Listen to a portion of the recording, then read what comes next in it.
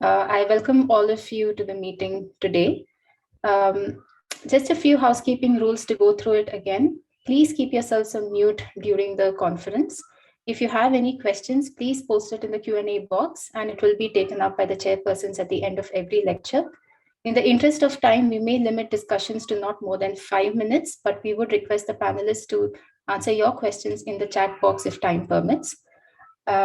With this, I now welcome our chairpersons for the first session, Dr. Arun Bansal, who is the additional professor of pediatric critical care at PGI Chandigarh. Welcome, sir.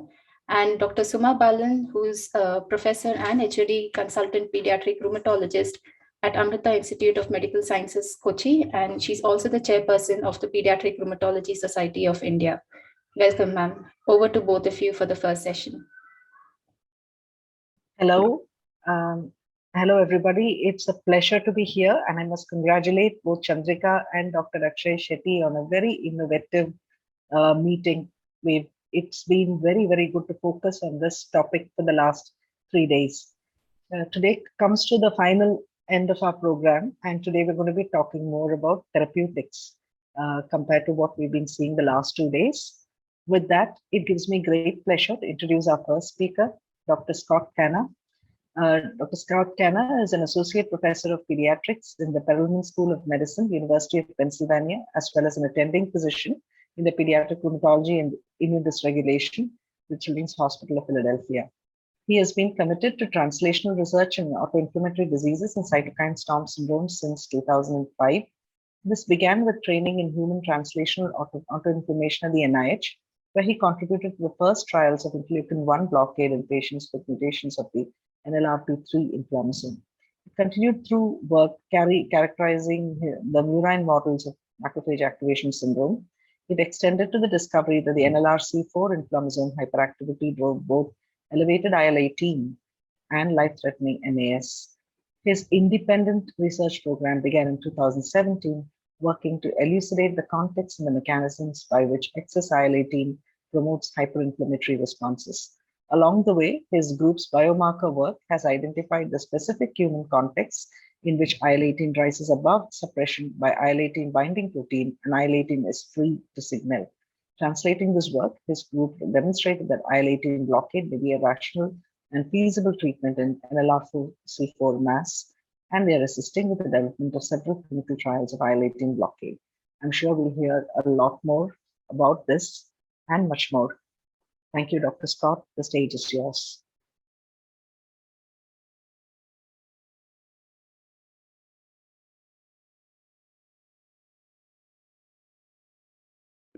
Excellent. All right. Thank you so much for that introduction. Let me know if you can't hear me or something's wrong. But I just realized I'm wearing the same shirt today as in this picture, so I will stop showing that picture. So I have been asked to deliver a lecture entitled Decoding the Choice of Acute Therapy in CRS. And so in light of the fact that I am presenting here on the last day of this really great symposium, I'm going to present more of a structural framework that I use in how to manage these patients and less of the primary data. And so I'll apologize if some of this is a bit of take my word for it. But I think a lot of the primary data supporting this structure and these conclusions has been presented multiple times already in this symposium. My disclosures are not particularly relevant. So to start, very basically, why do we treat what you've chosen to call cytokine release syndrome? And, the answer is not because of inflammation. In and of themselves, I don't think we think of fever or lab markers of inflammation as themselves being intrinsically damaging. It's more that they herald the damage that comes along with them, and that's in the form of immunopathology. And so when you're following a particular patient, the cues that you use to determine why you're going to treat them is to prevent and minimize this damage, and less as a knee-jerk response to the existence of inflammation.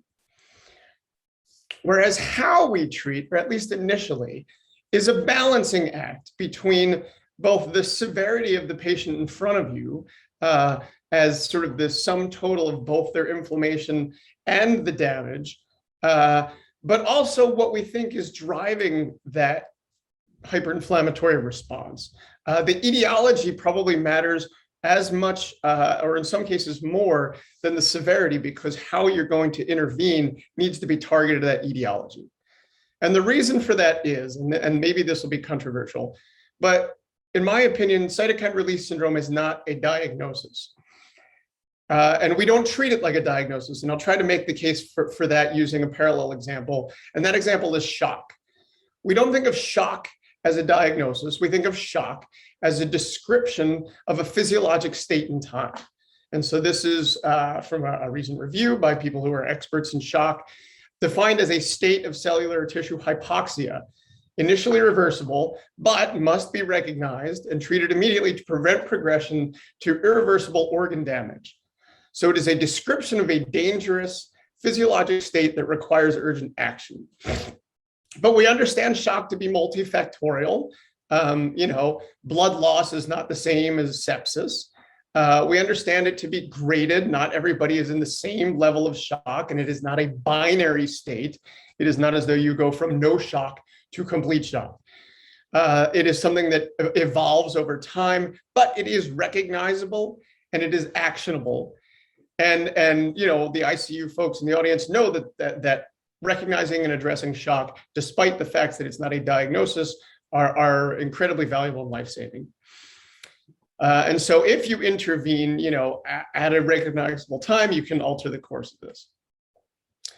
But as I said, shock is a description, not a diagnosis, and it itself is an umbrella term that includes different categories: hypovolemic, cardiogenic, distributive, or obstructive. And all of this, all of you have been taught in medical school. And there are, literally dozens of different inputs that are not mutually exclusive. You can have both distributive and hypovolemic shock at the same time in the same patient. And it's important to be able to tease those out within, this entity that we call shock. And then you can intervene in ways that, one, are sort of targeting the whole of the umbrella, things that directly correct the physiology regardless of etiology. And these are things like fluids and pressors and oxygen. Or you can identify and target the many different and disparate causes that you've identified are contributing to shock. So we don't say that the patient has shock. We say that they are in shock due to the sum total of the contributors to their physiologic state. And so I would argue that when we talk about CRS, and I'm using the rose icon here to invoke Shakespeare's, what's in a name. We've talked about the nomenclature being a mess here. In the US, CRS is largely reserved to this state after CAR T cell therapy. Rheumatologists call it MAS and HLH, and I'm not gonna weigh in on what the favorite is here. Simply to say that we do act as if there is sort of an overarching principle of hyperinflammation, or HLH MAS, or CRS as we'll call it. So can we apply the same sort of shock rubric to HLH? So then we have to answer a few outstanding questions, and the first is there even an umbrella? So many people have used this umbrella iconography, but we don't really have a definition for it, and we certainly don't have a name for it. And so I think it's worth sort of addressing whether there's even any there. Second is, okay, if there is such a thing as a broad definition of hyperinflammation or CRS or HLH-MAS, how do you treat it? What is a way that you treat this broad immunophysiology that's going to help in all the underlying cases? And then finally, how do you make categories and then ultimately subcategories of contributors to this state and thereby target treatments to those patients? So I think we'll try to address each of these questions. So first, is there even an umbrella? Dr. Cron, who's speaking later today, and I wrote a review where we sort of laid out what a definition of cytokine storm might be, but faced a credible criticism. This is extremely broad. But if we look at the criteria we use for the various things that we call HLH or MAS, and this is a slide that's been shown before, there's massive overlap. the features that we use to define HLH, MAS, the H score, there's an MS score, are largely the same features, and we're applying them across multiple disease settings. And we recognize that individually, each of these are extremely nonspecific. And so really it is sort of the sum total, and we don't quite yet have a gestalt of which exactly elements need to be included to define the umbrella. But certainly ferritin is one of them. And in most studies, if you don't have at least an elevated ferritin, you cannot sort of enter this algorithm. Now, certainly there's been folks that are operating, sorry, I had some animation issues, as if there is an umbrella. And we know this because many of the folks who have spoken earlier in this symposium have contributed to the generation of consensus guidelines for the management of HLH writ broadly in adults, or this Nacho Consortium on HLH. And so, you know, and they've developed treatment algorithms, and I'm not going to go through this, but I think if you are interested, this was in Blood in 2019. This is available online, you know, and it's sort of a multifactorial, multi-pronged approach that this one at least is very focused on the use of steroids and etoposide. More recently, a group actually specifically came up with guidelines for the management of HLH in critically ill children and adults in the ICU. And so they have a couple statements about treatment, the first of which is that HLH, including MAS HLH, is, you know, hard to discern, and it includes sepsis and MODS and other cytokine storms. And these are representing varying degrees, blah, blah, blah. But that this should be suspected in all critically ill patients with unexplained or disproportionate inflammatory responses. And the suspicion for HLH should be further increased for cases of rapidly evolving MODS and inadequate responses to appropriate empiric treatment or escalating supportive care. So in recognition that there was, you know, still a bit of a dearth of guidance, especially at these very early steps, often pre-diagnostically, and Dr. De Benedetti commented on this effort yesterday. We put together sort of a working group, largely of folks from North America, that included many rheumatologists, but also intensivists, hem-oncologists, transplanters, infectious disease folks, and including some patients and advocates as well. And we put together these points to consider for the early diagnosis and management. We came up with working definitions because there is no definition for this umbrella. We use the term systemic hyperinflammation, which is simply a state of damaging immune activation that is excessive or disproportionate to what would be expected for a patient's clinical context. So obviously, this is a very gestalt definition. This is not, you know, including the specific lab parameters. It's really, do you think this patient has immunopathology that's out of proportion to what you might expect for their clinical context? And then, you know, HLH-MAS is sort of the patients who have this suspicion, but then have the broad but recognizable pattern of clinical and lab findings that we associate with all these various criteria. So again, you know, overbroad, but at least sort of setting a framework for how we think about these things. And so, you know, this is how we organize this in an overarching way. This is our first statement, which is that systemic hyperinflammation is a continuum. The individual features are nonspecific, but collectively and longitudinally, they are recognizable and warrant prompt diagnostic evaluation. And then treatment may be warranted even if they don't satisfy specific criteria. And so our sum, and I think if you take nothing else away from this, one of the things we want to avoid is simply to say that if you meet some set of HLH criteria, that doesn't necessarily mean you need the HLH-94 protocol. It means that you have an immunophysiologic state that requires both careful investigation, but targeted therapy. So we're at least acting as if there is an umbrella. Although I am be the first to admit that this requires sort of better science to underpin how we define it. And so if there is such a thing as a sort of hyperinflammatory state, how might you treat its immunophysiology? And so again, we went back to some of the existing consensus statements, and this is statement 9 from this critical care guidelines, where they set up sort of, this is my interpretation of their treatment algorithm, is if you have severe or persistent or relapsing disease, and you have CNS findings, and they are treatment naive, you might start with actually I think this is backward. If they have sort of MAS HLH, you might just start with steroids and IVIG. And if they have MAS, you might further consider anakinra and cyclosporin. And if they have really severe disease, including CNS involvement, or they are treatment refractory, or that they have familial HLH, sort of coming from I guess right field here, you go right into something resembling the HLH 94 protocol with dexamethasone and etoposide. So this is one sort of treatment approach that I think tries to get at the fact that there's nuance both in terms of severity and etiology. And so the statements that our working group generated were along the lines of this, and I've tried to sum this up. So 1, you should consider immunomodulatory treatment while testing is ongoing. Just because you don't know what's causing someone's hyperinflammatory state doesn't mean you shouldn't intervene.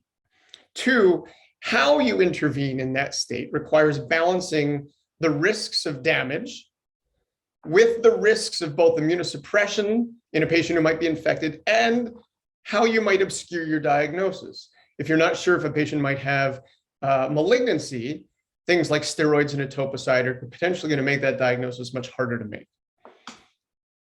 Your initial stabilizing therapy options include things like high-dose glucocorticoids, anakinra, and IVIG. Our group really couldn't come to consensus on things we had less experience with, like IL-6 inhibitors, like plasmapheresis. But certainly there are situations in which those are well indicated. But we're talking about sort of broadly in patients without a known diagnosis.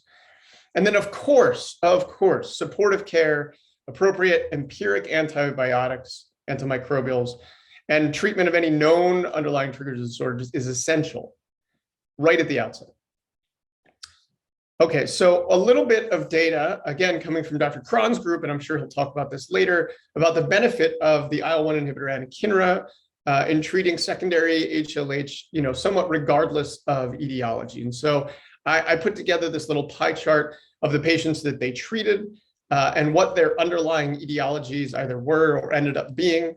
And so, I think they saw a reasonable effect across all different kinds of etiologies, whether it was infection or malignancy or systemic GIA.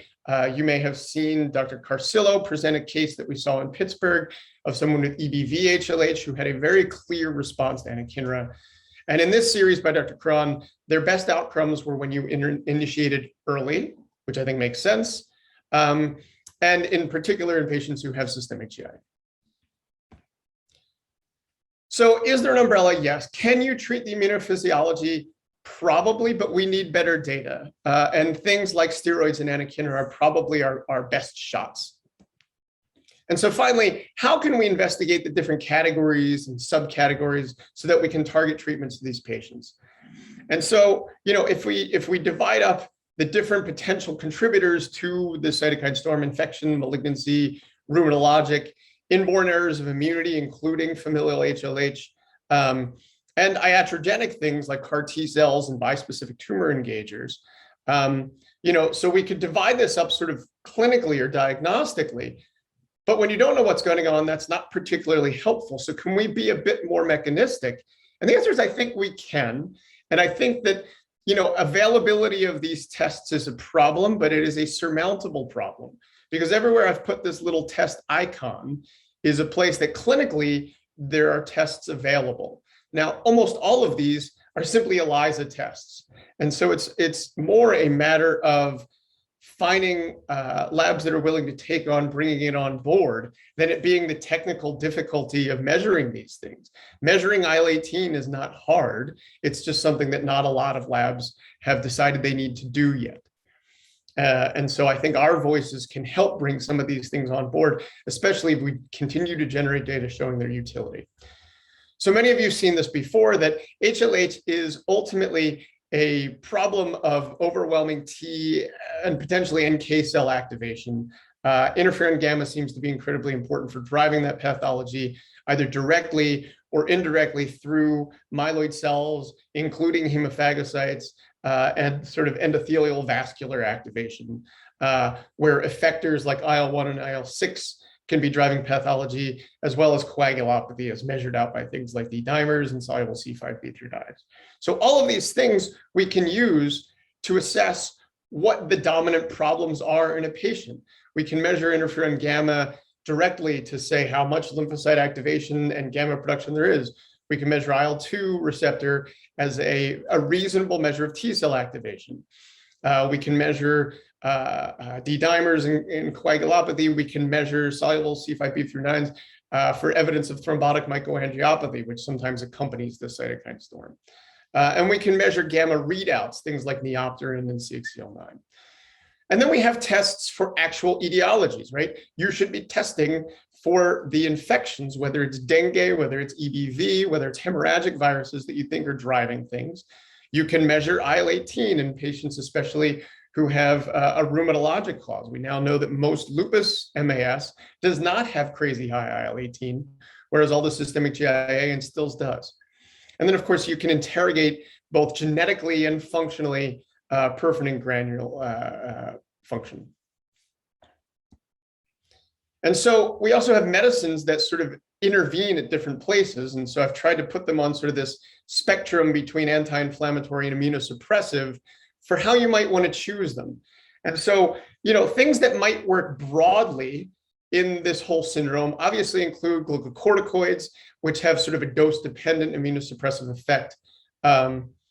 Ruxolitinib, which is a JAK inhibitor, which again may be sort of broadly helpful. We need more data.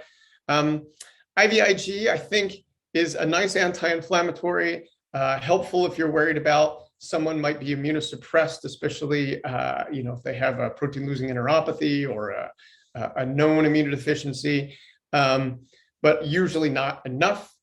And then some of the more targeted treatments like emapalumab, which targets interferon gamma, or anakinra or IL-6 inhibitors. And then we have other drugs that, obviously are more targeted towards etiology. So, antimicrobials are incredibly important, even in a patient who clearly has HLH, if that's what's driving their immunopathology. Rituximab is a useful way of depleting B cells, both in lymphoma and potentially in some EBV HLH patients. There's IL-18 blockers coming on board, and we have a variety of sort of T cell targeted therapies, etoposide being certainly the one with the most data.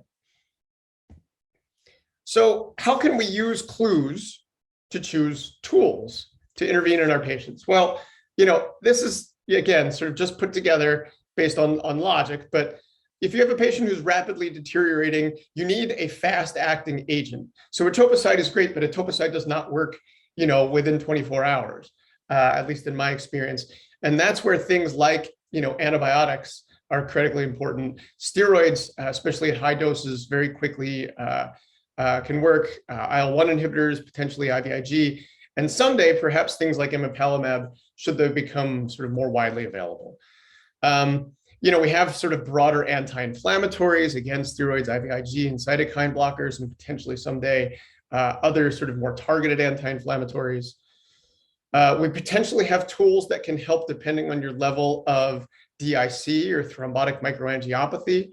And in the sake of time, I'm not going to read through all these. These are not things that we use routinely. But when we detect that there's a problem, an outsized coagulopathy or strong evidence of thrombotic microangiopathy, these might be adjunctive therapies in particularly ill patients. When we have lots of evidence of T cell activation, we go after T cells. And so in some of our MAS patients, it's quite variable. Some of them have almost trivial elevations of soluble IL-2, and some have extremely high elevations of soluble IL-2. And that will influence your decision on choosing things like cyclosporin, or as the Karolinska group has shown, low-dose etoposide is probably a great choice in some of these patients that might have more T cell activation than your average MAS patient. I think that the jury is still out on the broad utility of things like plasmapheresis and cytokine filters. We're going to hear more about that in the next talk. And then IL-18 inhibitors, once those come on board, once you can measure high IL-18. And then, again, not to belabor the point, it's been discussed many times, but then specific etiologies, including, maybe someday we'll have specific T cells or antivirals against EBV. In the interim, we can deplete EBV-infected cells with rituximab, except, and this is why there's 4 stars here, in EBV HLH, most patients will have infection of lymphocytes and B cells. And so if the predominant reservoir of EBV in your patient is T cells and NK cells, depleting B cells is unlikely to make a big difference in those patients. And we have seen this in our clinic, and more places are beginning to actually sort out cell subtypes to then be able to look at the EBV load within specific subtypes. So, I think these are things that we can do and are coming on board and that are clinically useful. And then, specific genetic etiologies like SAP or XIP or any of the familial HLH genes.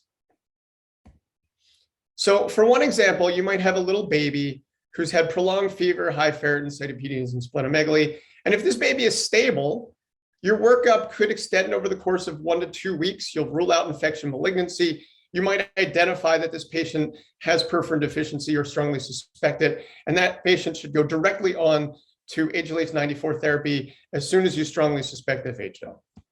But this same presentation in a much less stable child who's bleeding, hypotensive, and maybe has hepatitis and encephalitis, now your workup needs to move much more quickly. And while it's working up, you're going to give this baby empiric antibiotics. You'll probably pulse with glucocorticoids. And if you have anakinra and IVIG available, you might give those as well to try to stabilize this child while you figure out that this isn't infection and malignancy. And eventually you start them on the HLH94 protocol once you think that that's the appropriate treatment. And so I'll point out here, and I put this in the chat a couple of days ago, that despite the fact that dexamethasone is the steroid of choice in HLH94, it is not nearly as potent as a pulse of methylprednisolone. So 10 milligrams per meter squared of dexamethasone is between 2 and 3 milligrams per kilogram of methylpred. And when we pulse patients, we use between 10 and usually 30 milligrams per kilo. So I'm going to skip the second example in the interest of time and just summarize and say, the ROSE, which your organization is called CRS, is an urgent immunophysiologic state, not a diagnosis, but it has value. It will cue you to look for the right underlying diagnoses. It will cue you to think about the right inflammatory stabilization. You then need to find the contributors that can include genetic risk, underlying diseases like cancer and autoimmunity. You can use biomarkers and functional tests within each of those to determine what's driving things. Is there more T cell activation or more autoinflammation? You can identify other triggers. You're pushed more by damage than simply by inflammation. And you're as interested in etiology as you are in severity. So with that, I'll thank all the people that have certainly contributed to my understanding of this. Apologize for going a bit over, and happy to take any questions. Thank you, Scott. That was a fascinating whirlwind account of, a bird's eye view at how you look at the entire spectrum of conditions that can present with hyperinflammation in our children. I'm surprised there aren't any questions, but I do have a couple for you. So one thing I've struggled with in the past few years is patients who come late to us, generally, all ages, but specifically in the adolescent age group who have prolonged fever, and they are already started on steroids for various indications by the time they come to us, and they are clearly in HLH by the time they reach us. But the problem is, workup hasn't been done, an adequate workup to rule out malignancies, and you don't really have any other clear indicator for a cause in these patients, or an etiology in these patients. And they've been on steroids for a while. Your bone marrow, even your PET scan, nothing is going to be particularly revealing, especially if it's a lymphoma. Is there anything that we can do in the lab to pick up these patients? We've actually lost 2 patients whom we finally concluded must have been malignancy associated HLH. Is there anything we can pick up from a cytokine signal or something else in these patients to distinguish? Not to my knowledge. I think that this is a situation that we face frequently. We recently in my institution lost a patient who had very aggressive and refractory EBV HLH, who ultimately, posthumously, we realized had a malignancy. Dr. Cron is putting uric acid in the chat. I'm not aware of data for that, but I think that, yes, if you see LDH up, I think that's very non-specific. If uric acid is quite up, then that's going to be helpful.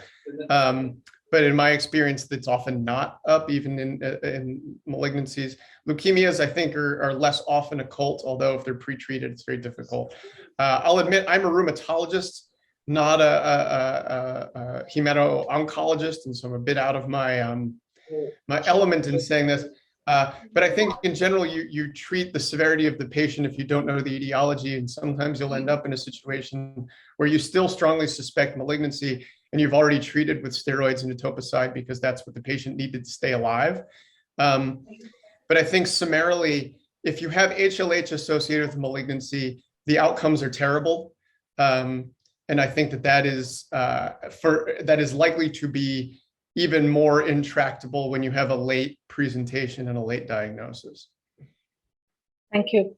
There are a couple of questions in the chat, probably things we have been discussing in the last couple of days. So one is, in a country with multi-drug resistant organisms, is concomitant dexamethasone and antibiotics unsafe in a very sick child who's still early in evaluation?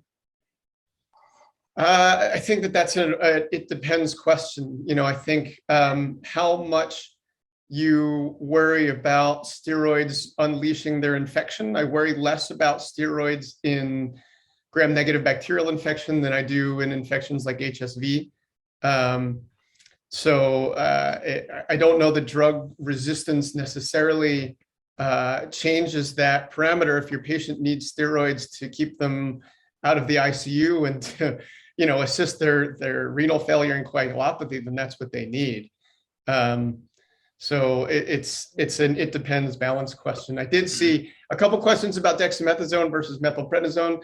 I will say again, there is no way in the world that the increased CNS penetration of 2 milligrams per kilo equivalent of dexamethasone is better than 30 milligrams per kilo of methylprednisolone. And as Dr. Ramanan mentioned on day one, when you get to those higher doses, you're getting to sort of non-transcription factor binding efficacy. It works very quickly. You have to be careful for blood pressure and for press with pulse steroids and of course immunosuppression. But I think that dexamethasone is great for maintenance in HLH-94, but when you're trying to get a patient sort of under control, I think a few pulses is probably more efficacious. Thank you. I'll just take one more question from Aruna before we move on. It's an excellent question and something that I have in my mind too. Wonderful talk, Dr. Scott. Do you see a commercial panel of biomarkers on the horizon for more targeted early therapeutics?